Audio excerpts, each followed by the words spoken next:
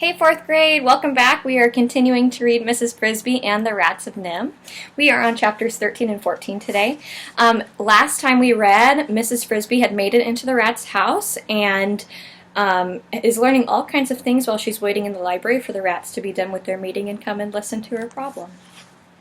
A Powder for Dragon, chapter 13. The strange rat was named Arthur. He was stocky, square, and muscular, with bright, hard eyes. He looked efficient. "You might call him our chief engineer," said Nicodemus to Mrs. Frisby, "as indeed you might call Justin the captain of the guard, if we had such titles, but we don't. Mr. Aegis thought Arthur should come along, though he didn't say why. So we still don't know what your problem is." Isabel was gone. She had dropped her papers on the floor again when the others had entered, and Justin, to her intense confusion and visible delight, had helped her pick them up. "Hello, Izzy," he said. "How's the reading coming?" "It's fine," she said. "I finished the third reader last week. Now I'm on the fourth." "The fourth already?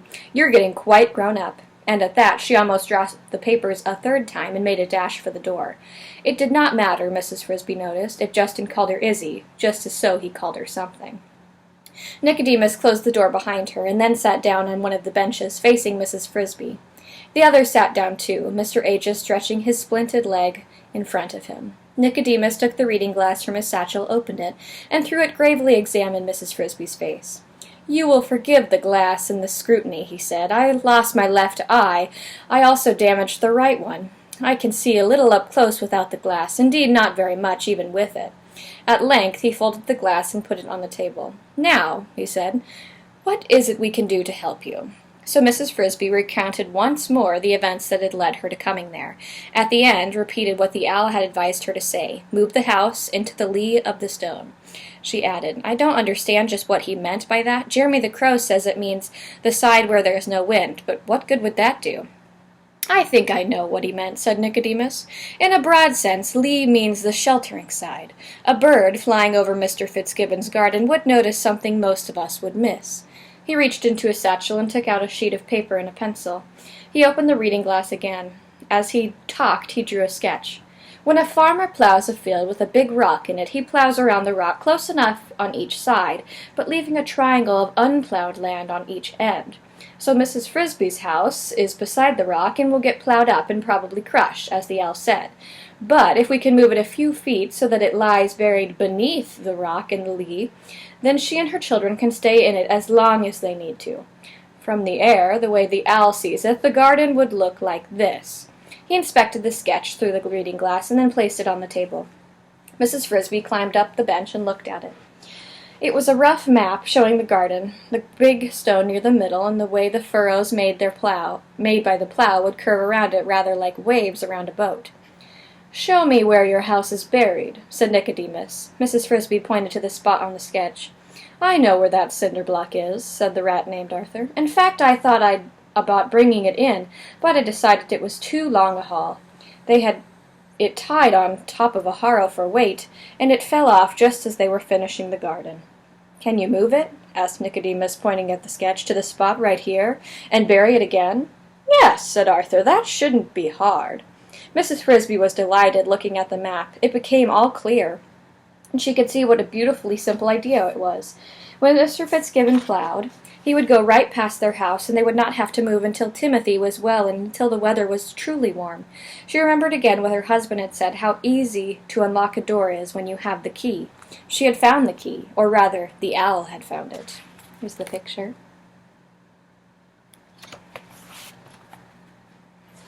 Nicodemus asked Arthur, "How long will it take?"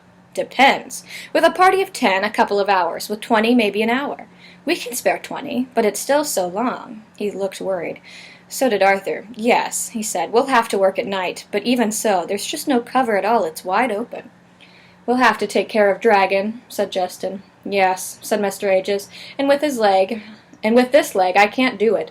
I'd never make it to the bull, much less get back again." Mrs. Frisby looked at their baffled faces, felt her delight subsiding. Obviously, something was wrong. "I don't understand," she said. "I know about Dragon, of course, but—" "At night," said Justin, "Dragon prowls the farmyard like a tiger, and you don't see him until he's on top of you, and then you can't move my house after all." "Well," said Justin, "ordinarily." He turned to Nicodemus. Should I explain it to her? Yes, said Nicodemus.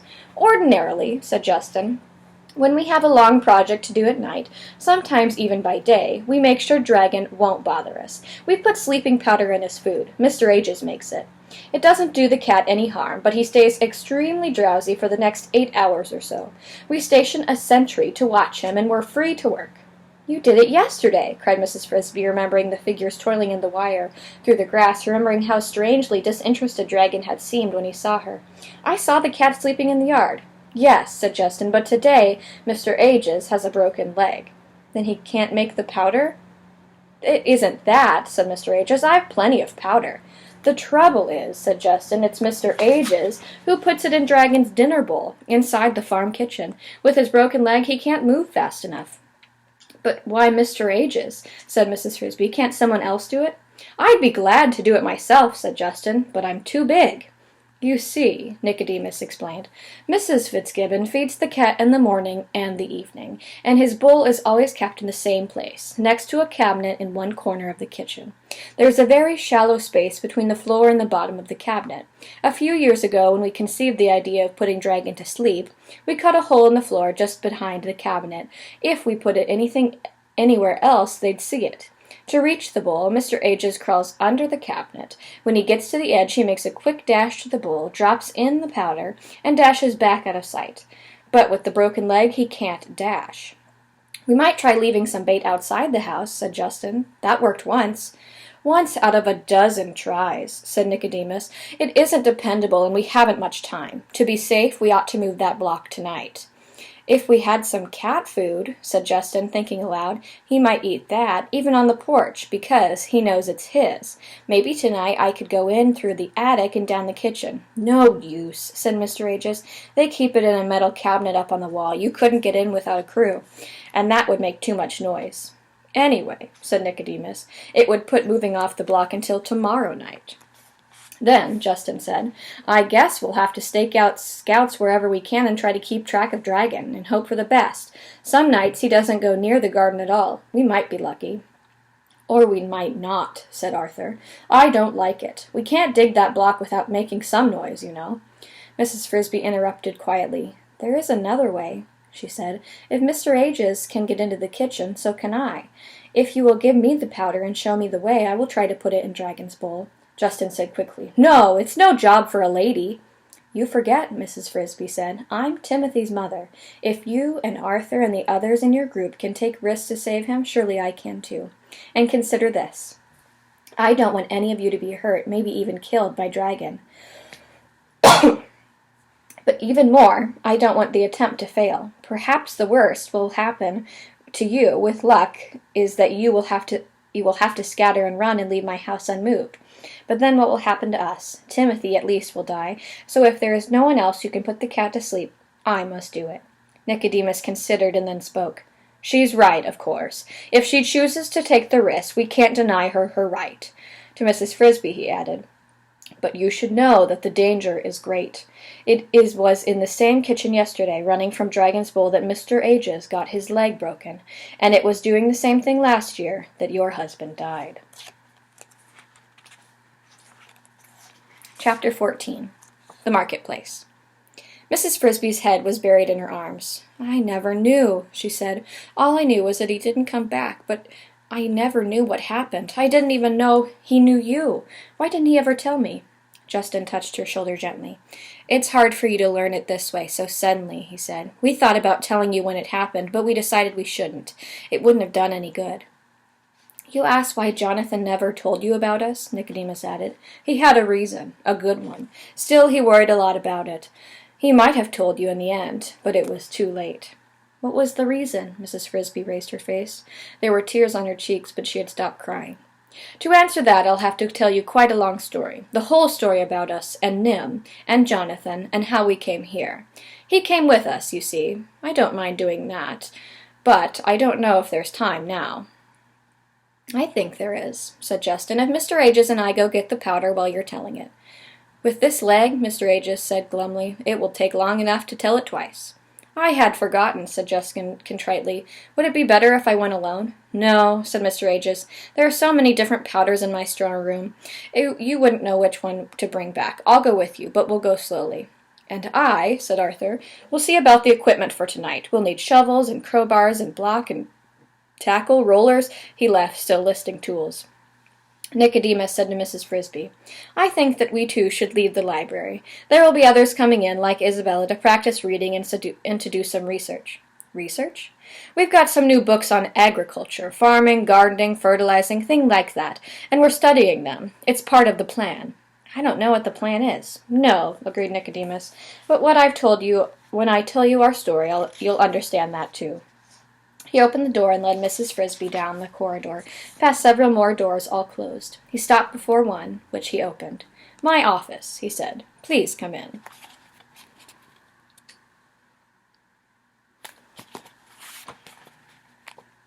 The room she entered was smaller than the library, but much more comfortable and almost elegantly furnished. There was a rug on the floor, the same pattern she noticed as the carpet in the hallway above. A light recessed into the ceiling, and another in the wall next to the table. There were bookshelves, and on one shelf an electrical clock hummed quietly to itself. A book lay open on the table with a chair in front of it. Against the opposite wall stood a small sofa, neatly upholstered in cloth. But what attracted Mrs. Frisby's attention most was the box in one corner of the room, a box with dials and a small light shining on the surface. From this box came the sound of soft music. She listened, entranced. "You like music?" said Nicodemus. "So do I." "That must be a radio." Again, something vaguely remembered from what Jonathan had once told her. Music. She had heard it only 1 or 2 times in her life, when the Fitzgibbons left a window open and someone was playing inside. And never up close. It was a lovely sound. "Yes," said Nicodemus. "We don't get it for music, of course, but to hear the news. Still, as long as it's here, why not use it?" He sat down, and so did Mrs. Frisby. "Now, I will tell you about Nim. You'll be interested, I think, because your husband was part of it. And when I've finished, I think you'll see why he felt he could not tell you himself." "The story begins," Nicodemus continued, "not at Nim, but at a marketplace on the edge of a big city. It was called a farmer's market, a great square of a place with a roof over part of it and no walls to speak of. There early every morning the farmers arrived from all around the surrounding countryside, with trucks full of tomatoes, corn, cabbages, potatoes, eggs, chickens, hams, food for the city. One part of it was reserved for the fishermen who brought crabs and oysters and bass and flounders. It was a fine place, noisy and full of smells. We lived near this market, my father, my mother, my 9 sisters and brothers, and I, underground in a big pipe that had once been part of a storm sewer, but was no longer used. There were hundreds of other rats in the neighborhood. It was a rough life, but not so hard as you might think, because of the market. Every evening at 5 o'clock the farmers and the fishermen would close up their stalls, pack their trucks, and go home. At night, hours later, the clean-up men would arrive with brooms and hoses, but in between the market was ours. The food the farmers left behind, peas and beans that fell from trucks, tomatoes and squashes, pieces of meat and fish trimmed as waste. They lay on the sidewalks and the gutters, and they filled cans, and they were supposed to be covered, but seldom were. There was always 10 times more than we could eat, so there was never any need for fighting over it. Fighting, quite the contrary. The marketplace was the perfect place for playing, and so we did, the young rats at least, as soon as we had finished eating. There were empty boxes for hide and seek, and there were walls to climb, tin cans to roll, and pieces of twine to tie and swing on. There was even in the middle of the square a fountain to swim in when the weather was hot. Then, at the first clang of the clean-up men in the distance, one of the older rats would sound a warning, and everyone would pick up as much food as he could carry to home. All of us kept a reserve supply, because some days, Sundays and holidays, the market would be closed, and we were never quite sure when this would happen. When we went to the market, there were usually 2 companions, my older brother Gerald and my friend of ours named Jenner. These were my 2 closest friends, and we liked the same games, the same jokes, the same topics of conversation, even the same kinds of foods. I particularly admired Jenner, who was extremely quick and intelligent. One evening in early fall, Jenner and I set out for the marketplace. It must have been September, for the leaves were just turning yellow, and some children were throwing a football in a vacant lot. Gerald had to stay home that night. He'd caught a cold, and since the air was chilly, my mother thought he should not go out. So Jenner and I went without him. I remember we promised to bring him back some of his favorite food, beef liver, if we could find any. We took our usual route to the market, not along the streets, but through the narrow walkways between the buildings, mostly commercial warehouses and garages, that bordered the square. As we walked, we were joined by more rats. At the time of day, they were converged on the marketplace from all directions.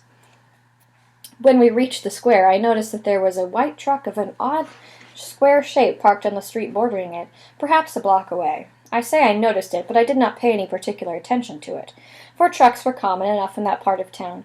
But if I had, I would have noticed printed on the side were 4 small letters, NIMH. I would have not known what they were, of course, for at the time neither I nor any of the other rats knew how to read.